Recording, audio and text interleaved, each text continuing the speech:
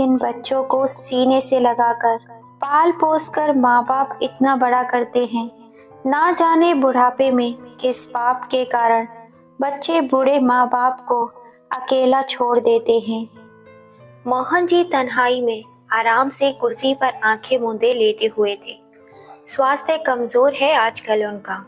उन्होंने अपनी विशाल कोठी को किराए पर दे रखा है। अपनी जान के लिए तो एक कमरा ही पर्याप्त है। बाकी हिस्से में बच्चों का स्कूल चलता है। बच्चों की शरारतें और अध्यापिकाओं की चलचलाहट से दिन भर हलचल मची रहती है।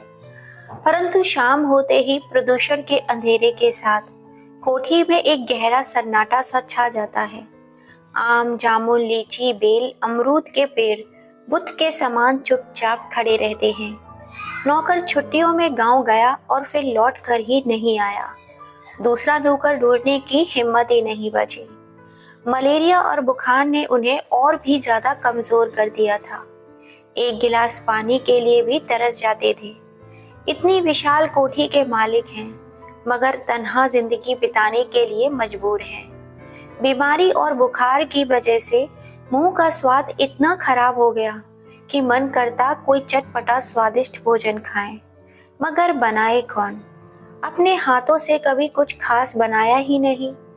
नौकर था तो कच्चा पक्का जो भी बनाकर सामने रख देता, उसे जैसे तैसे गले से नीचे उतार लेते। बाजार जाने की ताकत भी नहीं बची। स्कूल में गर्मी की छुट्टियां चल रही थी। रात में चौकीदार पहरा देता है। पास अड़ोस में सब कोठी वाले ही हैं। क्या हो रहा है किसी को कोई मतलब नहीं। आज अगर मोहन जी इस अपार धन संपदा में भूखे प्यासे मिट भी जाएं, तो शायद किसी को कुछ पता भी ना चले। उनका मन भर आया। बेटा डॉक्टर समुंदर पार अपने कैरियर में लगा हुआ है। उसे बूढ़े माँ बाप की कोई परवाह ही नहीं। पत्नी की मृत्यु के बाद उन्होंने कितनी तकलीफों और यत्न से बच्चों को पाला है, यही वह जताते नहीं। कभी भूल कर भी दूसरी शादी का नाम नहीं लिया। सौतेली माँ की कहानियां सुन चुके थे।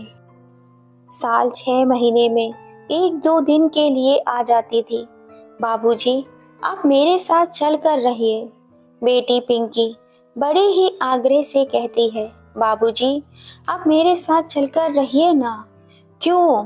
मुझे क्या कमी है यहाँ? वह हंसी में टाल देते। बाबूजी, आप बेटी के पास नहीं रहना चाहते तो भैया के पास अमेरिका ही चले जाइए। बेटी की यह बातों पर वे आकाश की ओर देखने लगते।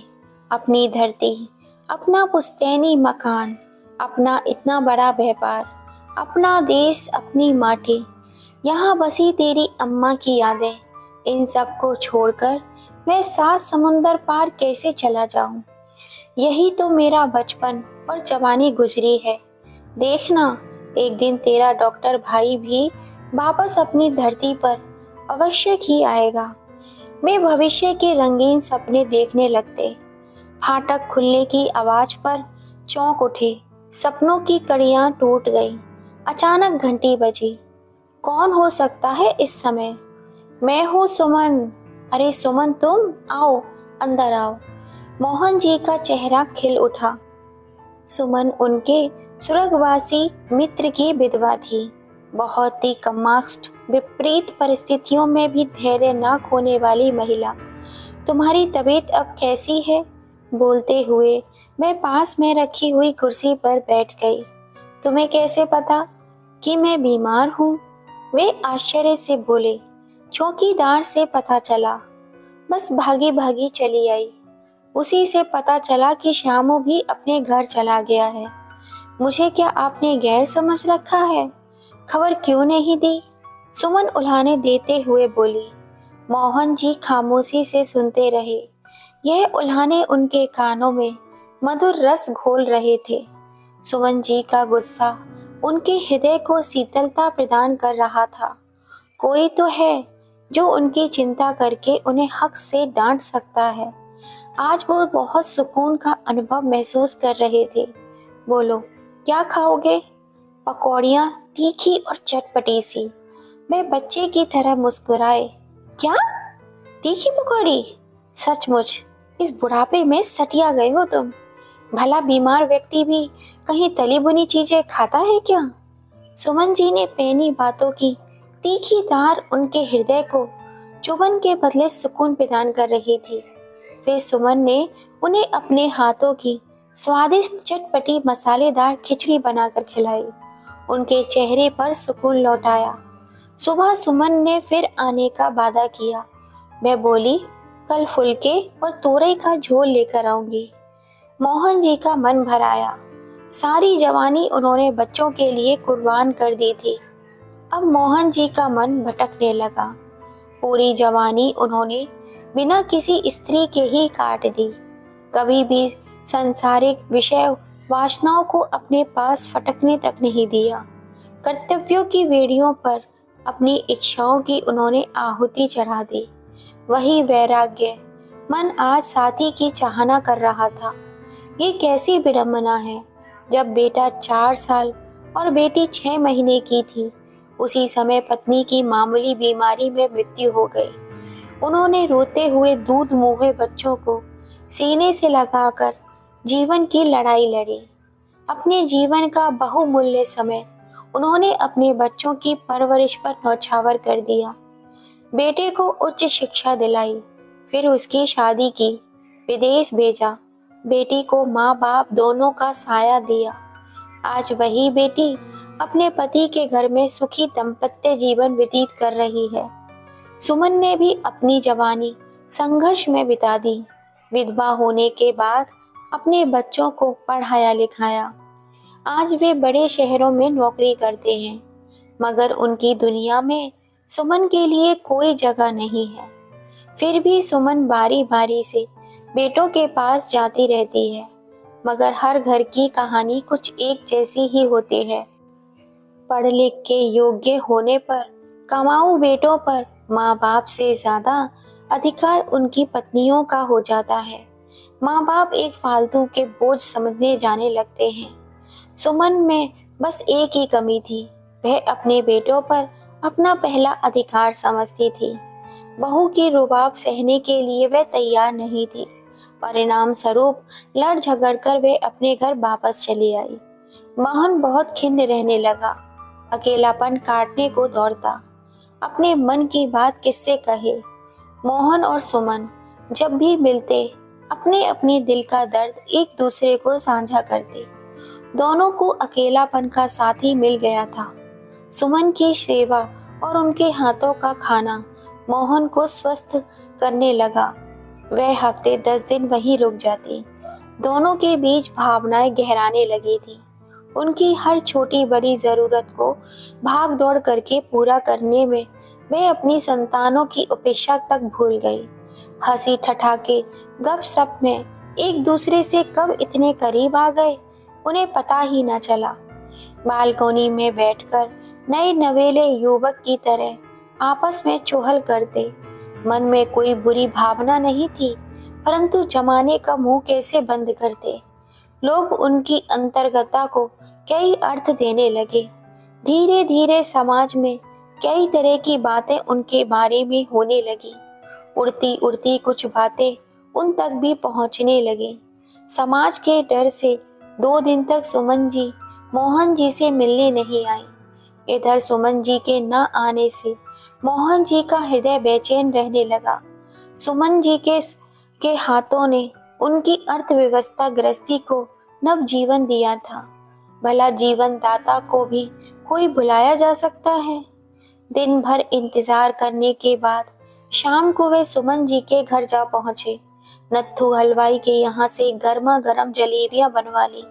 गर्मा गर्म जलेबियां सुमन जी को बहुत पसंद हैं। गलियों में अंधेरा अपना साया फैलाने लगा। ना रोशनी ना बत्ती, दरवाजा अंदर से बंद था। ठकठकाने पर सुमन जी ने दरवाजा खोला। आइए, अंदर आइए। जैसे सुमन जी बस मोहन जी के आने का ही इंतजार कर रही थी। सुमन जी की सूजी हुई आंखें देखकर मोहन जी ठगे से रह गए। क्या बात है, सब खैरियत तो है? कोई जवाब न पाकर मोहन जी अधीर हो उठे। अपनी जगह से उठ सुमन का आंसुओं से भरा हुआ चेहरा उठाया। तकिए के नीचे से सुमन ने एक पत्र निकालकर मोहन जी के हाथों में थमा दिया। कोट की ऊपर वाली जेब से ऐनक निकालकर पत्र पढ़ने लगे। पत्र पढ़ते पढ़ते वे गंभीर हो उठे। ओहो, इस विषय पर तो हमने कभी सोचा ही ना था। यह तो सारा सर हम दोनों के ऊपर लांछन है। यह चरित्र हनन का एक घिनौना आरोप है। अपनी ही संतानों के द्वारा उनका चेहरा तमतमा उठा। पत्र पढ़कर उठकर बाहर की ओर चल पड़े। तुम तो चले जा रहे हो, मेरे लिए कुछ सोचा है? मुझे उन्हें अपनी संतान कहते हुए भी शर्म आ रही है। सुमन बिलक बिलक कर रोने लगी। मोहन जी के बढ़ते कदम वहीं रुक गए और वापस कुर्सी पर जा बैठे। कोई रास्ता सूझ नहीं रहा था। क्या किया जाए? जब तुम्हारे बेटों को हमारे मिलने जुलने में आपत्ति है, इसका वह गलत अर्थ लगाते हैं, तो हमारा एक दूसरे से दूर रहना ही बेहतर है। अब बुढ़ापे में मिट्टी पलीत करनी है क्या? उन्हें अपनी ही आवाज काफी दूर से आती हुई महसूस हो रही थी। पिछले एक सप्ताह से भी सुमन से नहीं मिल रहे थे। स्वास्थ्य फिर से गिरता जा रहा था। डॉक्टर ने पूर्ण आराम करने की सलाह दी। शरीर को तो आराम उन्होंने दे दिया, पर भटकते मन को कैसे विश्राम मिले? सुमन के दोनों बेटों की वैसे तो आपस में बिल्कुल नहीं बनती थी, मगर अपनी माँ के गैर मर्द से मेल जोल पर वे एक मत हो आपत्ति प्रकट करने लगे थे। पता नहीं उनके किस शुभचिंतक ने उन्हें मोहन जी और सुमन जी के घनिष्ठ संबंध की खबर उन तक पहुंचा दी थी। मोहन जी का रोम रोम सुमन को पुकार रहा था। जवानी उन्होंने बच्चों की देखभाल में गुजार दी, परंतु बुढ़ापे का अकेलापन अब उन्हें काटने को दौड़ता था। दोस्तों, इसीलिए कहा गया है, सबसे ज्यादा जीवन साथी की जरूरत हमें बुढ़ापे में ही पड़ती है। जब हर एक कोई हमारा साथ छोड़ देता है, तब वही जीवन साथी हर परेशानी, हर कष्ट में हमारा हाथ पकड़कर हमारे साथ चलता है। आज मोहन जी भी इसी दर्द से गुजर रहे हैं। यह बिना किसी सहारे के कैसे कटेगा, यह सोच सोच कर वे विचलित हो जाते हैं। कोई तो हमसफर हो जो उनके दुख सुख में उनका साथ दे, जिससे वे अपनी मन की बातें कर सकें, जिस पर वे पूरी तरह निर्भर हो सके। तभी बाहर दरवाजे पर डाकिये ने आवाज लगाई, चिट्ठी। डाकिये के हाथ में विदेशी लिफाफा देखकर पुलकित हो उठे, जैसे चिट्ठी के स्थान पर स्वयं उनका बेटा खड़ा हो। चिट्ठी में आधी मुलाकात हो जाती है। मोहन जी के बेटे ने लिखा था, वे अगले 5 वर्षों तक स्वदेश नहीं आ सकेगा, क्योंकि उसने जिस नई कंपनी में ज्वाइन किया है, उसके समझौते में एक शर्त यह भी है। मोहन जी की आंखों के सामने अंधेरा छा गया। उनकी खुशी पल भर में ही छूमंतर हो गई। वे 5 वर्ष कैसे काटेंगे? सिर्फ यादों के सहारे? क्या पता वह 5 वर्षों के बाद भी भारत आएगा या नहीं। स्वास्थ्य गिरता जा रहा था। कल किसने देखा है, बातों और सपनों के द्वार किसी कैद के मूर्त को बहलाया जा सकता है, हाड़ मांस से बने प्राणी को नहीं। उसकी प्रतिदिन की जरूरत है, मन और शरीर की ख्वाहिश है। आज तक उन्होंने हमेशा अपनी भावनाओं पर विजय पाई है, मगर अब लगता है कि थके हुए मन की आकांक्षाओं को ये कुचलना आसान नहीं होगा।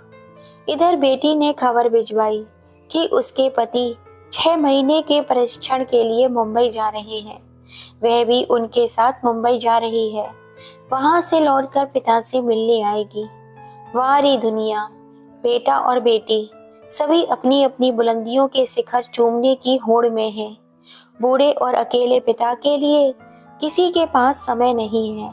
एक हमदर्द सुमन थी, उसे भी उनके बेटों ने अपने संकीर्ण विचारों की लक्ष्मण रेखा में कैद कर दिया। यह दुनिया बड़ी ही अजीब है, जहाँ संबंध सिर्फ स्वार्थ की बुनियाद पर टिके होते हैं। उनका मन कचोट उठा। मोहन, मोहन, कहाँ हो भाई? अचानक चमन लाल की आवाज सुनाई दी। अरे मोहन, कैसे हो? चमन लाल उनके पुराने मित्र थे। आओ आओ, कैसे आना हुआ? बिटिया की शादी के सिलसिले में आया था, सोचा तुमसे भी मिलता चलूं। बनवारी जी का जोरदार ठहाका का गूंज उठा। हंसना तो मोहन जी भी चाह रहे थे, परंतु हंसने के उपक्रम में सिर्फ होठ चौड़े होकर रह गए।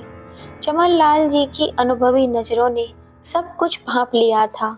शुरू में तो मोहन जी टाल मटोल करते रहे, लेकिन धीरे धीरे दिल की बात खुलने लगी।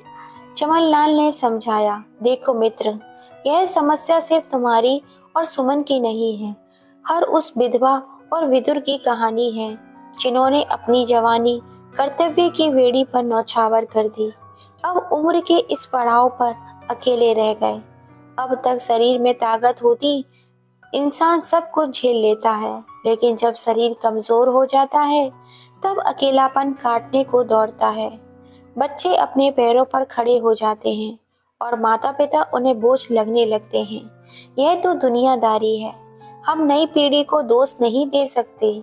हर कोई अपने ढंग से जीने के लिए स्वतंत्र है। मोहन जी ने गहरी सांस लेते हुए कहा, बात तो तुम्हारी सही है, लेकिन अगर सुमन और मैं हंस बोल लेते हैं तो दूसरों को आपत्ति क्यों होती है? चमनलाल जी ने गंभीरता से कहा, मैं तुम्हें सीधी और सरल भाषा में एक सलाह देता हूँ। तुम शादी क्यों नहीं कर लेते? उनकी आंखों में सीधे झांकते हुए चमनलाल जी ने सामाजिक सुझाव दे डाला। क्या शादी? मैं और सुमन? तुम्हारा दिमाग तो खराब नहीं हो गया? लोग क्या कहेंगे? हमारी संतानों पर इसका क्या असर पड़ेगा? जीवन की इस संध्या बेला में अब मैं विवाह करूं? नहीं नहीं नहीं भाई, ये बिल्कुल भी संभव नहीं है। मोहन जी चौंक गए। अब लगे ना तुम दुनिया और संतान की दुहाई देने। जब यही बात समाज ने और सुमन के बेटों ने कही तो तुम्हें बुरा लग गया। शादी करना कोई पाप है क्या? जीवन की संध्या बेला में आनंद से जीना वर्जित थोड़ी है। मनुष्य जन्म लेकर मृत्यु तक किसी न किसी के सहारे की तलाश में ही तो रहता है। सुमन और तुम अपने पवित्र रिश्ते को विवाह का सामाजिक माहौल लगाकर वैध बना दो। समाज भी यह एक प्रेरक उदाहरण बनेगा और देखना, काना फूंसियां अपने आप बंद हो जाएंगी। रही बात संतानों की, तो वह भी जब ठंडे दिमाग से सोचेंगे तो तुम्हारा निर्णय को बिल्कुल उचित ठहराएंगे। कभी कभी इंसान को निजी सुख के लिए भी कुछ करना पड़ता है। ऐसे ही कुड़ते रहोगे तो जीवन के कुछ वर्ष और कम हो जाएंगे। चमनलाल जी मोहन जी को समझाते हुए बोले। मोहन जी की सोच में पड़ गए। बोले, क्या सुमन मानेगी? चमनलाल ने कहा, तुम पुरुष हो, पहल तुम्हें ही करनी होगी। स्त्री चाहे जिस भी उम्र की हो, उसमें नारी सुलभ लज्जा तो रहती ही है। फिर चमनलाल के जाने के बाद मोहन जी आत्मविश्वास के साथ सुमन जी के घर की ओर चल पड़े। जीवन के इस अंतिम पड़ाव में वे एक नया सफर शुरू करने के लिए तैयार थे। दरवाजा खटखटाया। सुमन ने दरवाजा खोला और उन्हें देखकर हैरान रह गई। उनकी आंखें लाल थीं। ऐसा लग रहा था जैसे अभी अभी रो रह के उठी हैं। क्या बात है सुमन, फिर से रो रही थी क्या? मोहन जी ने पूछा। सुमन ने बिना कुछ कहे उन्हें अंदर आने का इशारा किया। कैसे आना हुआ? सुमन ने उनसे सवाल किया। मोहन जी सोफे पर बैठते हुए बोले, तुमसे एक जरूरी बात करनी है। उन्होंने सुमन का हाथ पकड़ते हुए कहा, सुमन, तुम और मैं दोनों ही अपनी जवानी में कर्तव्य निभाते निभाते अकेले रह गए, लेकिन अब यह अकेलापन सहा नहीं जाता। हमारी संतानों ने हमसे मुंह मोड़ लिया। ऐसे में अगर हम दोनों एक दूसरे का सहारा बन जाएं, तो क्या गलत है? क्या तुम मुझसे शादी करोगी? सुमन की आंखें भर आईं। वह बोली, लेकिन दुनिया और समाज क्या कहेगा? बच्चे क्या कहेंगे? मोहन जी ने गंभीरता से कहा, दुनिया को जो कहना है कहने दो। हमें अपनी खुशी के बारे में सोचना चाहिए। जिन बच्चों के लिए हमने अपना सब कुछ न्यौछावर कर दिया, वही बच्चे आज हमें भूल गए हैं। अगर हमें अपनी जिंदगी के बाकी दिन हंसी खुशी बिताने हैं तो यह कदम तो उठाना ही होगा। सुमन फूट फूट कर रोने लगी। मोहन जी ने उन्हें चुप कराया और अगले ही दिन मंदिर में जाकर शादी कर ली। उन्होंने समाज के लिए एक नई मिसाल पेश की। अब सुमन मोहन जी की कोठी में रहने लगी। कुछ वर्षों तक उनकी वीरान कोठी में रौनक लौट आई।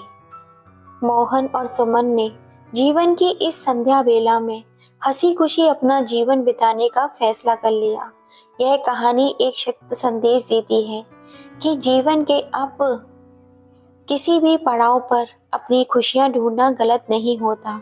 मोहन जी और सुमन जी ने जो फैसला किया वह न सिर्फ सही था बल्कि समाज में एक प्रेरक उदाहरण भी प्रस्तुत करता है। दोस्तों, आपका क्या कहना है इस कहानी के बारे में? अपनी राय हमें कमेंट करके ज़रूर बताइएगा। क्या सुमन जी और मोहन जी ने शादी करके सही किया या गलत? प्लीज़ अपनी राय हमें कमेंट करके ज़रूर बताइएगा।